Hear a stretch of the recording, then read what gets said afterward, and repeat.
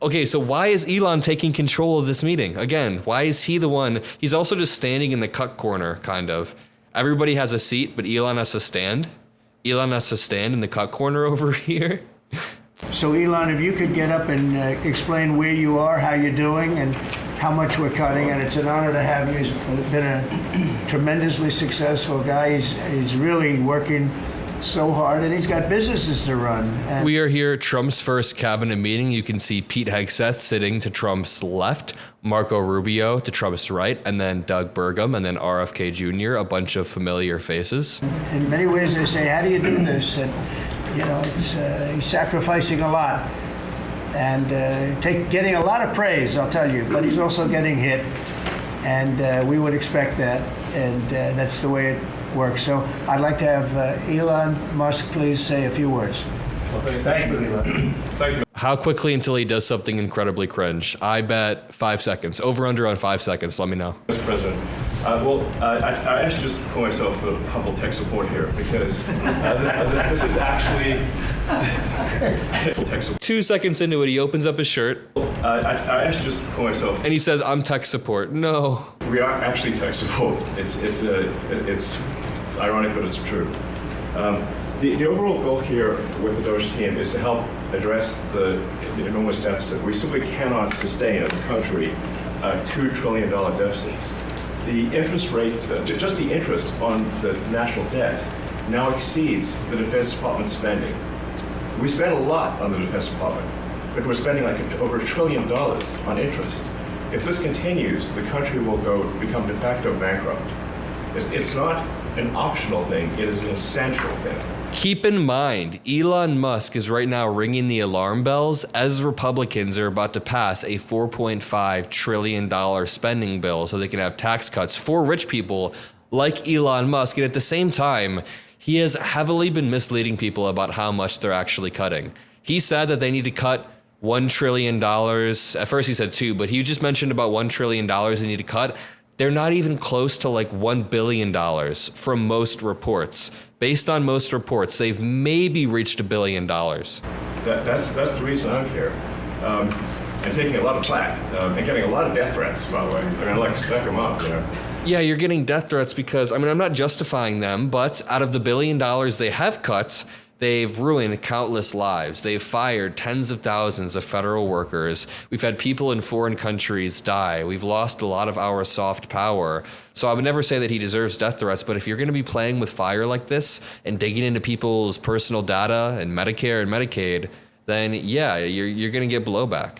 And I should say, we will make mistakes. We won't be perfect, but when we make a mistake, we'll fix it very quickly. So, for example, with USAID, one of the things we accidentally canceled very briefly was Ebola, Ebola prevention. I think we all want Ebola prevention. So we restored the Ebola prevention immediately. He accidentally, very briefly canceled Ebola prevention. When you cancel something like that, when you cancel a program, especially an overseas program, a small disruption like that can hurt a lot. I mean, when it comes to Ebola prevention, for example, how often do you think that certain tools need to be sterilized, that certain facilities need to be maintained? If you pause something like that, you are risking a massive outbreak, but Elon Musk doesn't care. They cut now, they ask questions later, and they try to patch it up, but there have been many times where they fire people and then realize they really need those people. And by the way, when Musk says, we'll make mistakes, but we'll try to correct them very quickly, it's not that simple. First of all, whenever he makes a mistake, the mistake will be relentlessly boosting out disinformation to hundreds of millions of people about condoms or whatever. And then he realizes 4 days later that what he was saying was wrong, and he never actually issues a correction. He just mutters under his breath in a meeting, oh yeah, maybe I was wrong once or twice. It's like you can't boost disinformation out to hundreds of millions of people time and time again and then say, sometimes we make mistakes. That's not a mistake. That is malicious at that point. And also, yeah, you don't really correct yourself. It's disgusting. And there was no interruption. But we do need to move quickly if we're to achieve a $1 trillion deficit reduction in financial year 2026. It needs to move quickly because the courts will probably stop you if you don't slash and burn at an illegal pace. Saving $4 billion per day, every day, from now through the end of September. But we can do it, and we will do it. And President Trump has put together, I think, the best cabinet ever. Literally. So, I do not give false praise. This is an incredible group of people. I don't think that such a talented team has actually ever been assembled. I think it's literally the best cabinet that the country's ever had, and I think the company should be incredibly appreciative of the people in this room. Okay, so why is Elon taking control of this meeting? Again, why is he the one? He's also just standing in the cut corner, kind of. Everybody has a seat, but Elon has to stand. Elon has to stand in the cut corner over here. Is there a timeline in place for next moves for people being fired and bunking in there? Do people expect to see results of that? Yes. Well, to be clear, I think that email perhaps was misinterpreted as a performance review, but actually it was a pulse check review. Do you have a pulse? Do you have a pulse and 2 neurons? So if you have a pulse and 2 neurons, Why is everybody laughing at that? He's tweeted that out multiple times, and it's kind of demeaning. He's doing a pulse check on federal workers. It's like, hey, you guys are so lazy and so useless, you basically might as well be dead. We don't even know if half of you are alive. Let's do a brainwave check to make sure you're not brain dead next. Like, what do you mean a pulse check? you can reply to an email. This is, I think not a high bar, is what I'm saying. This is, anyone can accomplish this? But what we are trying to get to the bottom of is we think there are a number of people on the government payroll who are dead, which is probably why they can't respond. And some people who are not real people, like they're literally fictional individuals that are collecting paychecks. Well, somebody's collecting paychecks on a fictional individual, so we're just literally trying to figure out, are these people real? Are they alive? And can they write an email? Okay, by the way, is a reasonable.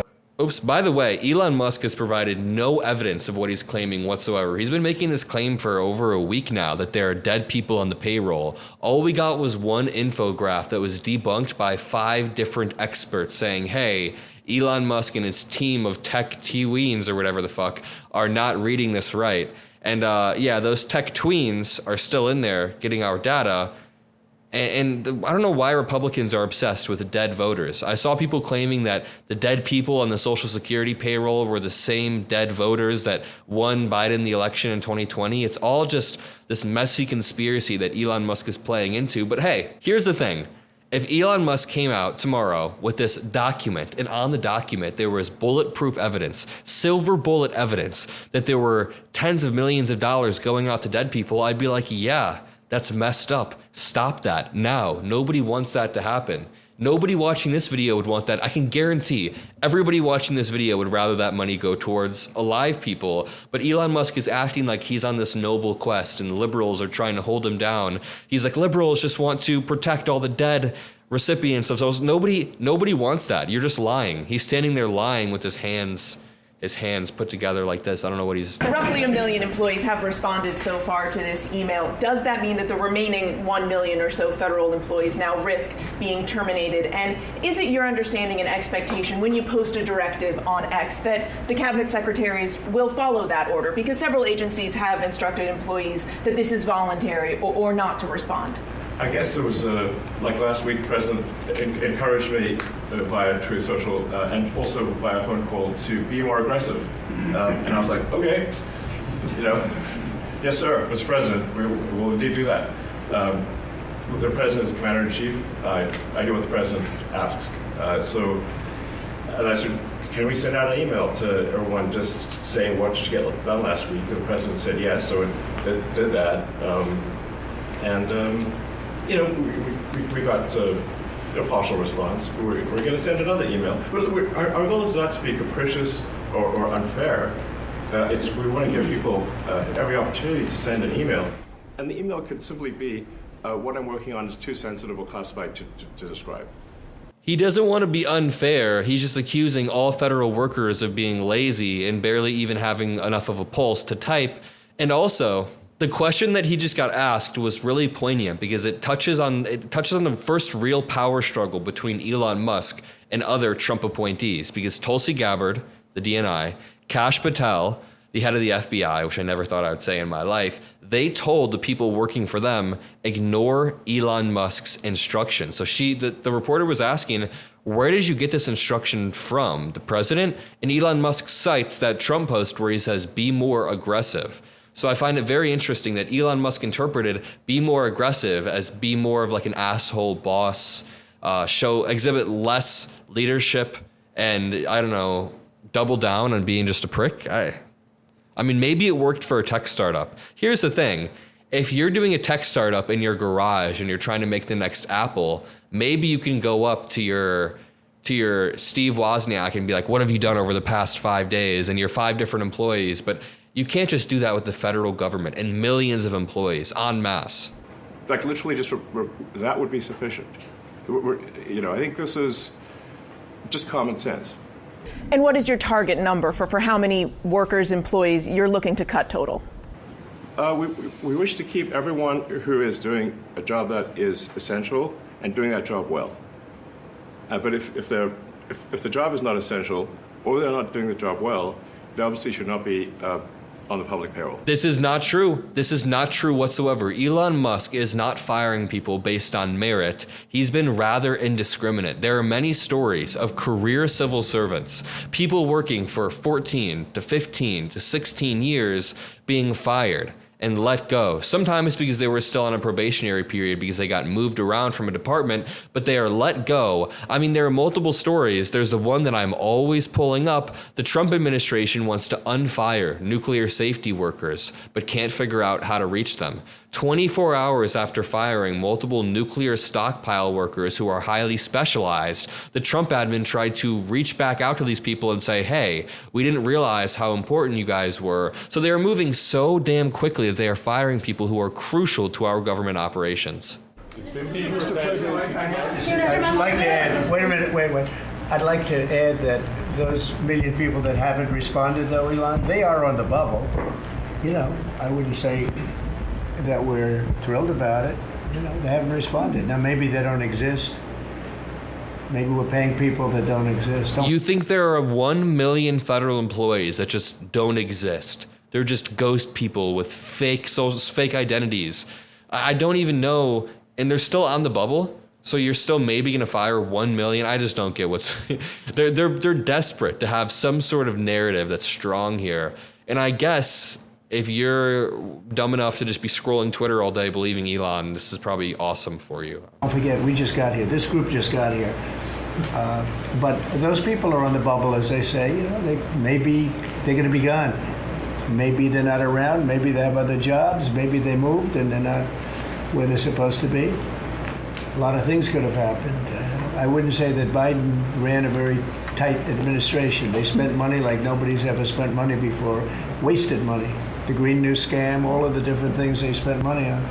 And you've seen that. We've seen that with some of the things that I read at speeches. I read them and people can't believe when I read them. I'll continue covering this cabinet meeting, but if you appreciate my coverage of Elon Musk and Trump and the MAGA world, make sure to subscribe. Scroll down and look how close we are to 1 million. Scroll down and look how close we are. Make sure you're subscribed because we're this damn close. I love all of you, and I'll see you in the next video. Peace out.